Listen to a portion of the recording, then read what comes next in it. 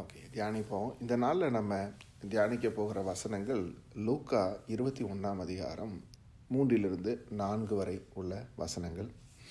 அவர் கண்ணேறிட்டு பார்த்த பொழுது ஐஸ்வர்யவான்கள் காணிக்கை பெட்டியிலே தங்கள் காணிக்கைகள் போடுகிறதை கண்டார். ஒரு ஏழை விதவையும் காணிக்கை போடுறாங்க. இந்த ஏழை விதவை மற்ற எல்லாரை பார்க்கிலும் அதிகமாய் போட்டாள் என்று மெய்யாகவே உங்களுக்கு சொல்லுகிறேன். இவர்கள் எல்லோரும் தங்கள் பரிபூரணத்திலிருந்து எடுத்து தேவனுக்கு காணிக்கை போட்டார்கள். இவளோ தன் வறுமையிலிருந்து தன் ஜீவனத்திற்கு உண்டாயிருந்ததெல்லாம் போட்டுவிட்டாள் என்றார்.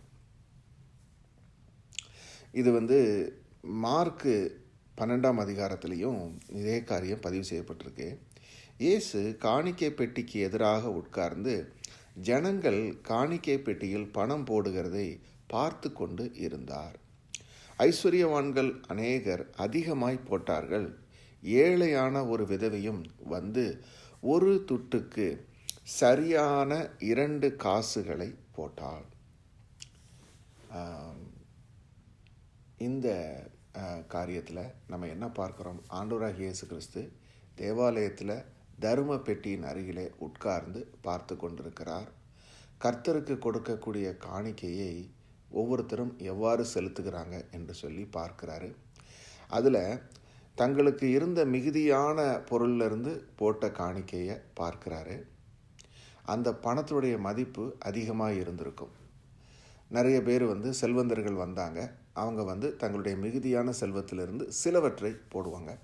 அதை பார்க்கிறாரு. அதே நேரத்தில் ஒரு ஏழை விதவை, அவர்களுக்கு வருமானம் இருந்திருக்காது, மிகவும் சொற்ப இதுதான். அதிலிருந்து தன்னுடைய பிழைப்புக்கென்று அவங்க வைத்திருந்த எல்லாவற்றையுமே அந்த இடத்துல நம்ம போட்டு விட்டாங்க. அப்போது சீஷர்களை கூப்பிட்டு சொல்கிறாரு, இவங்க தான் அதிகமாக கொடுத்தார்கள். So in terms of quantity, கொடுக்கப்பட்ட பணத்தினுடைய அளவை வைத்து அல்ல, கொடுத்த அந்த இருதயத்தையே கர்த்தர் அங்கே பார்த்தார். அந்த ஸ்திரீனிடத்தில் இருந்த இருதயம் எப்படிப்பட்டது என்று சொன்னால், எனக்கு இருக்கிறது இவ்வளவு தான், என்னிடத்தில் இருப்பதும் ஒன்றும் கிடையாது, இவ்வளோ தான் இருக்குது, அதையும் நான் தேவனுக்கென்று கொடுத்து விடுகிறேன் என்று சொல்லக்கூடிய ஒரு இருதயம் மிகவும் ஐஸ்வர்யம் உள்ளதாக இருக்குது. அது ஏழை இருதயம் அல்ல, ஒரு ஐஸ்வர்யம் உள்ள ஒரு இருதயம். ஏன்னா இருப்பது எல்லாவற்றையும் கொடுப்பது என்பது மிகுந்த ஒரு பெரிய காரியம். அதை தேவன் தான் நமக்குள்ளே கொண்டு வர முடியும். இப்போ இன்றைக்கி படிப்பினையில் நம்ம பார்க்குறோம், ஆண்டவராகிய இயேசு கிறிஸ்து இதே படிப்பினையே பவுல் மூலமாக கொரிந்து சபைக்கு கொடுக்கிறார். வாசிக்கிறோம் 2 கொரிந்தியர் 8ஆம் அதிகாரம் 1-7 வரைக்கும் உள்ள வசனங்கள். ஸோ இதை வாசிக்கிறதுக்கு முன்னாடி இதனுடைய கான்டெக்ஸ்ட்டை நம்ம முதல்ல பார்த்துருவோம். இது என்ன செட்டிங் அப்படின்னு பார்த்திங்கன்னாக்கா, அப்போஸ்தலனாகிய பவுல் சுவிசேஷத்தை அறிவித்தார் இல்லைங்களா, கொரிந்து சபைக்கு, மற்ற சபைகளுக்கு, அகேயா முழுவதும் அவர் சுற்றி திரிந்து சுவிசேஷத்தை பிரசங்கித்தார். அவருடைய வார்த்தையை கேட்டவர்கள் ஏற்றுக்கொண்டு ரட்சிக்கப்பட்டார்கள். இப்போது தன்னோடு கூட இருக்கிறவர்களை அனுப்பி வைக்கிறாரு, தர்ம சகாயத்தை பெற்றுக்கொண்டு வரும்படி. அதாவது இந்த கொரிந்து சபையில் இருக்கிறவங்க ப்ரிப்பேர் பண்ணி வச்சுருக்கிற மணியை பெற்றுக்கொண்டு வரும்படி அனுப்பி வைக்கிறார். இப்போ அந்த பீப்புள் அந்த இதுக்கு முன்னாடியே கமிட் பண்ணியிருக்காங்க, பரிசுத்தவான்களுக்கு உதவி செய்வதற்கென்று கமிட் பண்ணி கொஞ்சம் பணத்தை எடுத்து வச்சுருக்காங்க. அதை அவங்க உற்சாகமாக எடுத்து கொடுக்க வேண்டும் என்று சொல்லி இந்த வார்த்தைகளை சொல்லி அவர்களை உற்சாகப்படுத்துகிறார். அப்படி அவர் உற்சாகப்படுத்தும் போது சொன்ன அந்த டீச்சிங்கும், ஆண்டவராகிய இயேசு கிறிஸ்து சொன்ன அந்த டீச்சிங்கும் ஒரே நேர்கோட்டில் வருகிறது. அதை நம்ம சேர்ந்து பார்க்கலாம். இப்போது யாருக்காக பவுல் இந்த பணத்தை வாங்க சொல்கிறார் தெரியுமா? எருசலேம் பகுதியில் இருக்கக்கூடிய விசுவாசிகளுக்காக. எருசலேம் பகுதியில் ஆண்டவராகிய இயேசு கிறிஸ்துவை ஏற்றுக்கொண்ட பரிசுத்தவான்கள் மிகுந்த உபத்திரவத்தில் அவங்க வந்தாங்க. அவங்க இப்போ அங்கே ஒரு பஞ்ச காலம் நடந்து கொண்டிருக்கிறது. ஆகையினாலே அவர்களுக்கு உதவிகள் தேவைப்படுகிறது. இந்த உதவியை பெற்றுக்கொண்டு வருவதற்கு தான் பவுல் அனுப்பி வைக்கிறார்.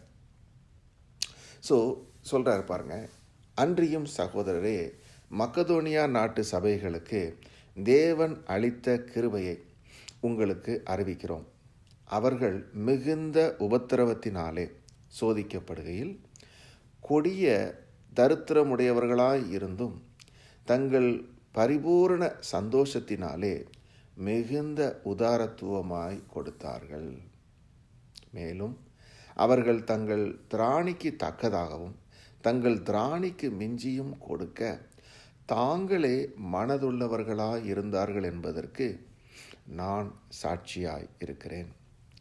தங்கள் உபகாரத்தையும் பரிசுத்தவான்களுக்கு செய்யப்படும் தர்ம ஊழியத்தின் பங்கையும் நாங்கள் ஏற்றுக்கொள்ளும்படி அவர்கள் எங்களை மிகவும் வேண்டிக் கொண்டார்கள். அதாவது மக்கதோனியா நாட்டு சபைகளுக்கு தேவன் அளித்த கிருபைன்னு ஒரு வார்த்தையை முதல்ல போடுறாரு. இப்போ என்ன அர்த்தம்னா, இங்கே பவுல் மோட்டிவேட் பண்ணும்போது மாசிடோனியா சர்ச்சில் இருக்கிற சபையில் அங்கே இருக்கிற ஜனங்களை குறித்து சொல்லும்போது சொல்கிறாரு, அவங்களுக்கு தேவன் மிகுந்த கிருபை கொடுத்தாரு. ஏன்னா அவங்க மிகுந்த உபத்திரவத்தில் இருந்தாங்க, சோதனையில் இருந்தாங்க, கொடிய தரித்திரம் உள்ளவங்களாக இருந்தாங்க. அப்படி இருந்தும் மிகுந்த சந்தோஷமுடையவர்களாக இருந்தாங்க. கிறிஸ்துவுக்குள் மிகுந்த உற்சாகமுடையவர்களாக என்ன செய்கிறாங்க? உதாரத்துவமாக கொடுத்தார்கள். உதாரத்துவம்னா டு கிவ் ஜெனரஸ்லி. மேலும் அவர்கள் தங்கள் திராணிக்கு தக்கதாகவும் whatever they have they given beyond their means, தங்களுடைய எபிலிட்டிக்கு மேலேயும் கொடுக்க மனசு உள்ளவங்களாக இருந்தாங்கங்கிறத நான் அதுக்கு ஒரு சாட்சியாக இருக்கிறேன்னு சொல்கிறாரு. அதே நேரத்தில் அவங்க எதுக்காக கொடுத்தாங்க? தங்கள் உபகாரத்தையும் பரிசுத்தவான்களுக்கு செய்யப்படும் தர்ம ஊழியத்தின் பங்கையும் நாங்கள் ஏற்றுக்கொள்ளும்படி. அதாவது பவுல் பணம் வசூலித்தாரே, காணிக்கையை வசூலித்தாரே, எதற்காக வசூலித்தார்? அவருடைய ஊழியத்திற்காகவா? அவருடைய வழி செலவுக்காகவா என்றால் இல்லை. பவுல் இப்படிப்பட்ட எதையுமே தன்னுடைய ஊழியத்தினுடைய பாரத்தை ஒருபோதும் அங்கே இருக்கிறவர்களுக்கு தெரிவித்து அவர் அதற்கு பணம் பெறவும் இல்லை. அவர் தேவனுடைய ராஜ்யத்தை செலவின்றி ஸ்தாபித்தார். ஒருபோதும் பணத்திற்காக அவர் ஊழியம் செய்யவில்லை. தெளிவாக எழுதியிருக்கிறாரு, நான் செல்லுகிற இடங்களில் எனது கைகளினாலே இரவும் பகலும் பாடுபட்டு நான் பிரயாசப்பட்டேன் என்று சொல்லி. காரணம் என்ன? கிறிஸ்துவின் சுவிசேஷத்தை செலவில்லாமல் ஸ்தாபிப்பதே எனக்கு பலன் அப்படின்னார். ஏன்னா நான் ஆண்டவராகிய இயேசு கிறிஸ்துவை பற்றி அறிவிக்கிறேன். இதனுடைய நோக்கம் என்ன? எனக்கு மிகுந்த மன மகிழ்ச்சி இருக்கிறது. கர்த்தராகிய இயேசு கிறிஸ்துவுக்குள்ளே நான் மிகவும் சந்தோஷப்படுகிறேன். எனக்கு அவர் தந்த ரட்சிப்பு, இந்த ரட்சிப்பின் சுவிசேஷத்தை அன்பினாலே நான் அறிவிக்க முடியுமே தவிர ஒருபோதும் ஆதாயத்திற்காக பணத்துக்காக செய்ய முடியாது. இப்போ பவுல் அதைத்தான் சொல்கிறாரு. இப்போது அதை அவங்க கொடுக்குறாங்க, பரிசுத்தவான்களுக்குன்னு கொடுக்குறாங்க. கொடுக்கும்போது என்ன சொல்கிறாங்க? தயவு செஞ்சு அதை ஏற்றுக்கொள்ளுங்கன்னு சொல்லி ரொம்ப ரிக்வெஸ்ட் பண்ணி கேட்டுக்கிறாங்க. காணிக்கையை கஷ்டப்பட்டு நீங்கள் வாங்கிக்கோங்கன்னு சொல்லக்கூடிய அளவில் அவங்க இருக்கிறாங்கன்னு சொல்கிறாரு.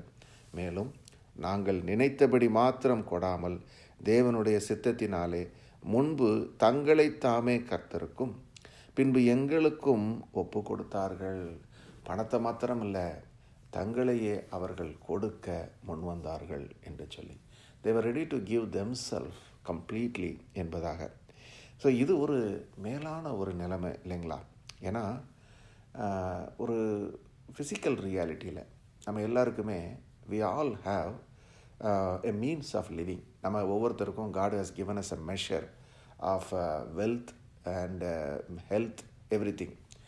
இதை when we are living in a physical reality, we always look at ourselves as, okay, I have something today, but I have not have a lot. நிறைய இல்லை, ஏதோ இருக்குது என்பதாக we position ourselves. ஆனால் தேவனுடைய ராஜ்யத்துக்கு உட்பட்டவர்களாக நம்ம மாறும்போது we come to a state of abundance. ஒரு ஐஸ்வர்யவான்களாக மாறுகிறோம். அதனால் ஃபிசிக்கல் ஸ்டேட்டஸோ ஏதாவது எக்கனாமிக்கல் ஸ்டேட்டஸ் இப்போ இருக்கிற பூமியில் இருக்கக்கூடிய நம்முடைய பொருளாதார நிலைமை மாறிவிடுமா என்று சொன்னால் கிடையாது. இருக்கிற நிலைமையிலேயே நாம் இருதயத்தில் ஐஸ்வர்யவான்களாக மாறுகிறோம். இது தேவனால் உண்டாகும் ஐஸ்வர்யம். அப்போ ஐஸ்வர்யங்கிறது என்ன? இருதயத்தில் உண்டாகும் ஒரு நிறைவே அந்த ஐஸ்வர்யம். பணம் அல்ல. It's not a measure of wealth nor any other means that we can say. அதனால தான் நான் வந்து பெரிய ஐஸ்வர்யவான் சொல்வதற்கு இல்லை, not by the worldly measure, but இருதயத்தில் உண்டாகும் மிகுந்த மன மகிழ்ச்சி, போதும் என்கிற மனது, கிறிஸ்துவுக்குள்ளாக உண்டாகக்கூடிய ஒரு நிறைவு, இது இருந்தால் தான் நம்மளால் என்ன செய்ய முடியும், நம்மையே நாம் கொடுக்கவும் முடியும், உதாரத்துவமாக நம்மளால் கொடுக்கவும் முடியும். அதிலிருந்தே தெரிந்து கொள்ளலாம் கிறிஸ்துவுக்குள்ள மன மகிழ்ச்சியாக நம்ம இருக்கிறோமா இல்லையா என்பதை. ஸோ இதை ஞாபகப்படுத்துகிறாரு. தொடர்ந்து வாசிப்போம். 2 கொரிந்தியர் 8ஆம் அதிகாரத்தில் 18-15 வரைக்கும் உள்ள வசனங்கள். இதை நான் கட்டளையாக சொல்லாமல் மற்றவர்களுடைய ஜாக்கிரதையை கொண்டு உங்கள் அன்பின் உண்மையை சோதிக்கும் பொருட்டே சொல்லுகிறேன். நம்முடைய கர்த்தராகிய இயேசு கிறிஸ்துவின் கிருபையை அறிந்திருக்கிறீர்களே. அவர் ஐஸ்வர்யமுள்ளவராய் இருந்தும் நீங்கள் அவருடைய தரித்திரத்தினாலே ஐஸ்வர்யவான்கள் ஆகும்படிக்கு உங்கள் நிமித்தம் தரித்திரரானாரே. அவர் சொல்கிறாரு, நான் இதை வந்து ஒரு கமாண்ட் அப்படின்னு சொல்லி உங்களை பாரப்படுத்தலை, ஆனால் உங்களை மற்றவர்களுடைய ஜாக்கிரதையை கொண்டு உங்கள் அன்பின் உண்மையை சோதிக்கும் பொருட்டுங்கிறார். ஸோ 2 காரியம். பவுல் வந்து இந்த சபைக்கு, இந்த நம்ம வாசிக்கிறது என்ன, கொரிந்து சபை இல்லைங்களா, இந்த கொரிந்து சபைக்கு இப்படி ஒரு வாய்ப்பை கொடுக்குறாரு. உதாரத்துவமாக கொடுங்க, இந்த தர்ம பணம் பரிசுத்தவான்களுக்குன்னு நீங்கள் கொடுக்குறீங்க, அதை நீங்கள் கொடுக்கும்போது எப்படி அகாயாவில் இருக்கிறவங்க கொடுத்தாங்களோ அதே மாதிரி சந்தோஷமாக நீங்கள் கொடுங்கன்னு சொல்லும்போது 2 காரியத்தை மனசில் வைக்கிறாரு. ஒன்று, த எய்டு, பரிசுத்தவான்களுக்கு போய் சேர வேண்டிய உதவி போய் சேரணும், அது ஒரு நோக்கம். அதை விட இன்னொரு பெரிய நோக்கம் இருக்குது. அது என்ன தெரியுமா, கொரிந்து சபையின் அன்பின் உண்மையை அவர்கள் நிச்சயித்து கொள்ளும்படியாக. காரணம் என்ன, நம்ம அன்பு என்று சொல்லுகிறோம், விசுவாசம் என்று சொல்லுகிறோம். இந்த அன்பும் விசுவாசமும் கிரியைகளில் வெளிப்பட வேண்டும். நான் ஆண்டவராகிய இயேசு கிறிஸ்துவின் நிமித்தம் நான் ஐஸ்வர்யவானாக இருக்கிறேன், சந்தோஷத்தில் இருக்கிறேன் என்று சொன்னால் நான் உதாரத்துவமாக கொடுப்பதில் தான் அது வெளிப்படுது. அங்கே தான் அந்த உண்மையானது சோதிக்கப்படுகிறது. ஏன்னா when we look at how God really in this particular situation, அந்த 2 பேரை பார்த்தார் இல்லைங்களா, அந்த ஏழை விதவை அவங்களுடைய இதிலிருந்து போடுவதை அவர் பார்த்தார். கிரியையினால் அந்த அந்த அம்மா மிகவும் தேவனுடைய பார்வையில் அவங்க விலையேறப்பட்டவங்களாக இருந்தாங்க. இதே மாதிரி நம்மளுடைய அன்பின் உண்மையை தேவன் சோதிப்பார். How much are we giving என்பதை நம்ம வந்து நிச்சயித்து கொள்ளணும். ஸோ தேவன் சோதிக்க மாட்டார், நம்ம நிச்சயித்து கொள்ளணும். காரணம் என்னென்னா, I am able to give like that. என்னால் அப்படி கொடுக்க முடிகிறதா உதாரத்துவமாக, அல்லது எனக்குள்ளே வந்து இல்லை எனக்கே கஷ்டம், நான் எங்கே செய்ய முடியும், ஒருவேளை நிறைய பணம் வந்து அப்போ செய்கிறேன் அப்படிங்கிற மாதிரி ஒரு எண்ணமோ, அல்லது வந்து பரவாயில்ல மற்றவங்க யாராவது கொடுக்கட்டும் நம்மளுக்கு இல்லை அப்படிங்கிற மாதிரி ஒரு எண்ணமோ இருந்தால் நமக்கு வந்து அதை தெரிந்து கொள்ள முடியும் இல்லைங்களா. ஸோ சொல்கிறாரு, ஆதலால் தீத்து இந்த தர்ம காரியத்தை உங்களிடத்தில் தொடங்கினபடியே அதை முடிக்கவும் வேண்டும் என்று அவனை கேட்டுக்கொண்டோம். அறிவிலும் எல்லாவித ஜாக்கிரதையிலும் எங்கள் மேலுள்ள உங்கள் அன்பிலும் மற்ற எல்லா காரியங்களிலும் நீங்கள் பெருகி இருக்கிறது போல இந்த தர்ம காரியத்திலையும் பெருக வேண்டும். ஸோ நீங்கள் அன்பில் பெருகி இருக்கிறீங்க, மற்ற எல்லா காரியத்திலையும் பெருகி இருக்கிறீங்க, அது மாதிரி தர்ம காரியத்திலையும் நீங்கள் பெருகணும் என்று சொல்லி மிகவும் வேண்டி விரும்பி கேட்டுக்கொள்ளுகிறாரு. ஸோ இதைத்தான் வந்து அவர் இந்த இடத்துல இன்சிஸ்ட் பண்ணி சொல்கிறாரு. இதை குறித்து என் யோசனையை உங்களுக்கு அறிவிக்கிறேன். இதை செய்கிறதற்கு மாத்திரமல்ல, செய்ய வேண்டுமென்று உற்சாகப்படுத்துகிறதற்கு 1 வருஷமாய் ஆரம்பம் பண்ணின உங்களுக்கு இது தகுதியாய் இருக்கும். ஆகையால் அதை இப்பொழுது செய்து நிறைவேற்றுங்கள். கொடுக்க வேண்டும் என்கிற விருப்பம் உண்டாயிருந்தது போல உங்களுக்கு உள்ளவைகளில் எடுத்து அதை நிறைவேற்றுதலும் இல்லாததின்படி அல்ல, அவனவனுக்கு உள்ளதின்படியே அங்கீகரிக்கப்படும். என்ன சொல்கிறாரு, நீங்கள் ஏற்கனவே நிர்ணயித்து வைத்திருக்கிறீங்க கொடுக்கணும்னு, 1 வருஷமாக நீங்கள் வந்து சிறுக சேர்த்து வைத்திருக்கிறீங்க, அதை வந்து நீங்கள் எடுத்து கொடுத்து அதை நிறைவேற்றுங்க அப்படின்னு சொல்கிறாரு. ஒருவனுக்கு உள்ளவைகளில் எடுத்து அதை நிறைவேற்றுதலும் உண்டாவதாக. ஒருவனுக்கு மன விருப்பம் இருந்தால் அவனுக்கு அங்கீகரிக்கப்படும். ஸோ மன விருப்பத்தின்படி மகிழ்ச்சியோடு கொடுக்கக்கூடிய ஒரு காரியத்தை நினைப்பூட்டுகிறாரு. மற்றவர்களுக்கு சகாயமும் உங்களுக்கு வருத்தமும் உண்டாகும்படி அல்ல, சமநிலையில் இருக்கும்படிக்கே சொல்லுகிறேன். இன்னொரு காரியம் பாருங்கள், சொல்கிறாரு, நீங்கள் என்கிட்ட நான் இவ்வளோ நாளாக சிறுக சிறுக சேர்த்து வைத்தேன், அதை எடுத்து வச்சுருக்கிறேன், அதை கொடுக்கும்போது ஒருவேளை ஒரு ஹெசிடேஷன் உங்களுக்கு இருக்குன்னு வைங்க, நான் கொடுத்த பிறகு எனக்கு குறைவு உண்டாயிருமே அப்படின்னு சொல்லியும், மற்றவங்களுக்கு இந்த பணம் அங்கே போயிடுச்சுன்னா எனக்கு குறைவு உண்டாயிரும், அங்கே நிறைவு உண்டாகும், எனக்கு குறைவு உண்டாகும்னு நினைக்காதீங்க. எப்படி எனில், மிகுதியாய் சேர்த்தவனுக்கு அதிகமானதும் இல்லை, கொஞ்சமாய் சேர்த்தவனுக்கு குறைவானதும் இல்லை என்று எழுதியிருக்கிற பிரகாரம் சமநிலை பிரமாணத்தின்படியே அவர்களுடைய செல்வம் உங்கள் வறுமைக்கு உதவும்படிக்கு இக்காலத்திலே உங்கள் செல்வம் அவர்களுடைய வறுமைக்கு உதவுவதாக. இங்கே ஒரு சம்பவத்தை பதிவு பண்ணுறாரு. அது என்னென்னா, இந்த பாருங்கள், இந்த வார்த்தையில் சொல்லியிருக்காரு, அதிகமாக எடுத்தவனுக்கு நிறைவானதும் இல்லை, குறைவாக எடுத்தவனுக்கு குறைவாக இருந்ததும் இல்லைன்னு சொல்கிறாரு. இது எங்கே? தேவன் மன்னாவை பொழிந்தார் இல்லைங்களா வனாந்தரத்தில். அப்போது அவங்க யாரும் கை வேலை செய்யலை, நிலத்தில் விளைச்சலும் இல்லை, தேவன் கொடுத்த அந்த மன்னா தான். அந்த மன்னாவை போய் கலெக்ட் பண்ணுறது தான் அவங்களுடைய ஒரே வேலை. அதை போய் கலெக்ட் பண்ணும்போது எல்லாரும் ஒரு பேக் எடுத்துகிட்டு போய் கலெக்ட் பண்ணுறாங்கன்னு வைங்க. ஆண்டவர் சொன்னார், நீங்கள் சாப்பிடுகிற அளவுக்கு தகுந்த மாதிரி நீங்கள் கலெக்ட் பண்ணிக்கோங்கன்னு சொன்னார். எல்லோரும் போய் கலெக்ட் பண்ணாங்க. கொஞ்சம் பேர் என்ன செஞ்சிட்டாங்க, கொஞ்சமாக எடுத்தாங்க. இன்னும் கொஞ்சம் பேர் என்ன செஞ்சாங்க, நிறைய எடுத்தாங்க.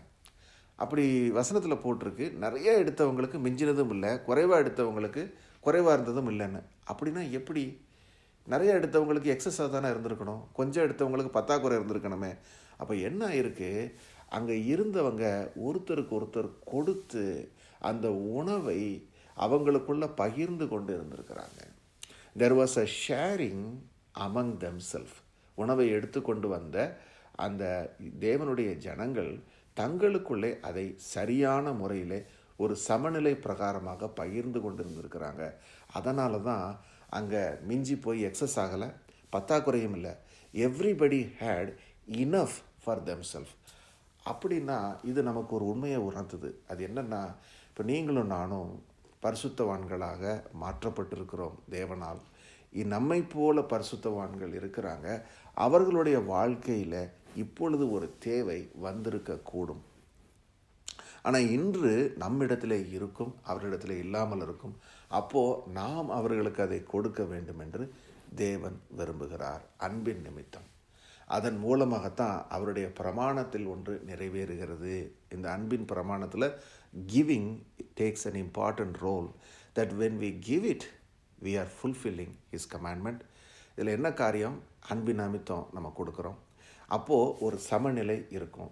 இன்றைக்கி you have excess, tomorrow you may have ஷார்ட்டுங்கிறார். இன்றைக்கி உங்கள்கிட்ட நிறைவாக இருக்குது, நீ கொடு சந்தோஷமாக. ஆனால் நாளைக்கு உனக்கு குறைவுபடும் பொழுது தேவன் அவர்கள் மூலமாய் உன் தேவையை சந்திப்பார் என்று சொல்லி. So I remember one of a brother கொடுத்த ஒரு டெஸ்டிமனியில் சொன்னார். அவர் நல்லதொரு ஐடி தொழிலில் இருந்தப்போ அவருடைய நல்ல வருமானத்தில் இருந்தார். ஆனால் திடீரென்று அவர் வேலையை இழக்கக்கூடிய ஒரு சூழ்நிலை வரும்பொழுது அவர் அவரும் குடும்பமும் ஜெபிக்கிறாங்க. ஜெபித்தப்போ ஆண்டவர் எதிர்பாராத விதமாக அவர்களுடைய தேவையை மாதம் மாதம் கொடுக்க வேண்டிய வீட்டு வாடகையை சந்திப்பதற்கான தேவையை ஒரு சபையின் மூலமாக, அங்கே இருந்த பரிசுத்தவான்கள் மூலமாக என்ன செய்கிறாரு, சந்திக்கிறார். அவங்க எதிர்பாராத விதத்தில் அந்த உதவி அவர்களுக்கு கிடைத்தது. கிடைத்த உடனே அவர்களால் மாதம் மாதம் அந்த வாடகையை கொடுக்கும்படி தேவன் உதவி செய்தார். அதுக்கு பிறகு ஆண்டவர் கிருபையாக இந்த சகோதரனுக்கு எல்லாவற்றையும் சந்தித்து மீண்டும் அவரை வேலையில் அமர்த்தி அவருக்கு வருமானம் கிடைக்க அவருடைய வாழ்க்கையை மறுபடியும் எல்லா வகையிலும் இது பண்ணார். இப்போது அந்த சகோதரனை ஒரு நாள் சந்திக்கும் போது அவர் சொன்னார், அவரை சந்திக்கும்படி புறப்பட்டு வந்த இன்னொரு பரிசுத்தவான் இன்னொரு சகோதரருக்கு அவர் ஒரு தேவை என்று கேட்ட பொழுது மகிழ்ச்சியோடு என்னிடத்தில் இருந்த எல்லாவற்றையும் நான் எடுத்து கொடுத்தேன் என்று அவர் சொன்னார். அப்போது I just saw how that love of God getting fulfilled in that manner. அதே மாதிரி எனக்கும் அந்த மாதிரி கர்த்தர் ஒரு வாய்ப்பு கொடுத்தாரு. கடந்த வருடம் கேப்டவுனுக்கு போவதற்காக நாங்கள் ஆயத்தம் பண்ணி கொண்டிருந்த போது அதுக்கான முயற்சியில் நாங்கள் இது பண்ணும்போது இன்னொரு ஃபேமிலி அவங்களுக்குரிய தேவையை சந்திக்கும்படி தேவன் அதை அழகாக வெளிப்படுத்தி அதை கொடுக்கும்படி மனமகிழ்ச்சியோடு கொடுக்கும்படி செய்தார். எங்களுக்கும் தேவையானதை கொடுத்தாரு, அவங்களுக்கும் உதவி செய்யும்படி செய்தார். ஆக 2 பேரும் அங்கே எங்களுக்கு போன இடத்துல மிகவும் ஆசீர்வாதம் கிருபையும் கிடைத்தது. இப்படியே when it comes to a situation, a need என்று சொல்லி வரும்பொழுது நம்ம ஒருவருக்கு ஒருவர் உதவி செய்யக்கூடிய ஒரு காரியம். ஸோ இதுதான் இந்த வசனத்தில் இருக்குது. ஐ ஜஸ்ட் வாண்டட் டு தேவனுடைய கரத்திலிருந்து வாங்கி தான் நம்ம கொடுக்குறோம். ஸோ அதை கொடுப்பதும் அவர் தான் என்பதை கற்றுக்கொள்ளுகிறோம். சரி, அப்போ நம்ம ஒரு சம்மரி இன்றைக்கி கொடுத்த வசனத்திலிருந்து பார்ப்போம். உதாரத்துவமாய் கொடுக்கிற ஆத்மாவிலே தேவன் விருப்பமாக இருக்கிறார். So God's will is for us to give generously. அப்படி கொடுக்கக்கூடிய ஒரு இருதயத்தை நம்ம கிருபையாக தேவனிடத்தில் பெற்றுக்கொள்ள வேண்டும். ஏன்னா it is a heart that we must develop that comes to a state where I feel I am in abundance. அதாவது எனக்கு பற்றாக்குறை இருக்குது, நானும் எனக்கு ஒருவேளை நாளைக்கு நல்லா வந்த பிறகு நான் கொடுப்பேன், அப்படி அல்ல. இருக்கிற நிலைமையிலே மன மகிழ்ச்சியோடு கொடுக்கக்கூடியவனாக நான் இருக்க வேண்டும் என்று சொன்னால் நான் என்னையே கிறிஸ்துவுக்குள்ளாக முழு மன நிறைவில் இருக்கிறவனாக இருந்தால்தான் கொடுக்க முடியும். அப்படிப்பட்ட நிலைமையில் மட்டும்தான் நம்மளால் உதாரத்துவமாக கொடுக்க முடியும் என்பது தான். அதே நேரத்தில் இப்படி கொடுப்பது தேவனுக்கு விருப்பமாக இருக்குது. அதை நாம் கொடுக்கும்போது ஒரு சமநிலை பிரகாரம் என்று இருக்குது. ஸோ கொடுப்பதனால நமக்கு பற்றாக்குறை வராது, கர்த்தர் அதை சந்திப்பார் என்பதையும் நமக்கு இங்கே உறுதியாக சொல்லுகிறாரு. ஆகையினால நம்ம இந்த வார்த்தைகளுக்காக தேவனுக்கு நன்றி சொல்லுவோம். Let us close it in prayers. நல்ல ஆண்டவரே, இந்த நாளில் நாங்கள் கற்றுக்கொண்ட இந்த வசனங்களுக்காய் நன்றி செலுத்துகிறோம். ஆம் தகப்பனே, அப்பா நீங்கள் எங்கள் மத்தியிலே உலாவுகிறீங்க. அப்பா நீங்கள் எங்களை விட்டு விலகுவதும் இல்லை, கைவிடுவதும் இல்லை என்று சொல்லியிருக்கிறீங்க ஆண்டவரே. ஆகையினால நீங்கள் எங்கள் மத்தியில் இருப்பதுனாலே எங்களுக்கு ஒரு குறைவும் இல்லை சுவாமி. நீங்கள் எங்களுக்கு போதுமானவராக இருக்கிறீங்க. எல்லா தேவைகளையும் சந்திக்கக்கூடிய தேவன் எங்களுக்கு இருப்பதுனாலே மன மகிழ்ச்சியோடு உதாரத்துவமாய் கொடுக்கக்கூடிய ஒரு இருதயத்தை எங்கள் ஒவ்வொருவருக்கும் தாங்க. அதன் மூலமாய் அப்பா நாங்கள் மன மகிழ்ச்சியோடு கொடுக்க, மற்ற பரிசுத்தவான்களுடைய தேவையில் அவர்களுக்கு உதவி செய்ய கர்த்தாவே கிருபை கொடுங்க. We pray that in the mighty name of Jesus.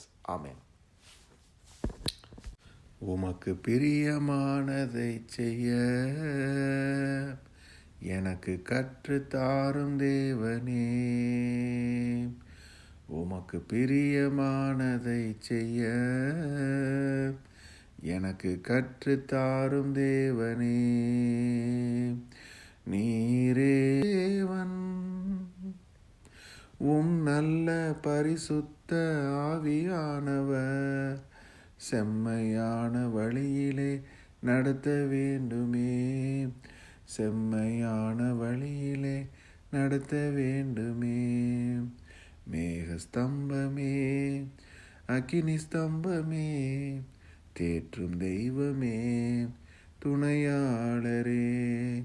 மேகஸ்தம்பமே, அக்கினி ஸ்தம்பமே, தேற்றும் தெய்வமே, துணையாளரே.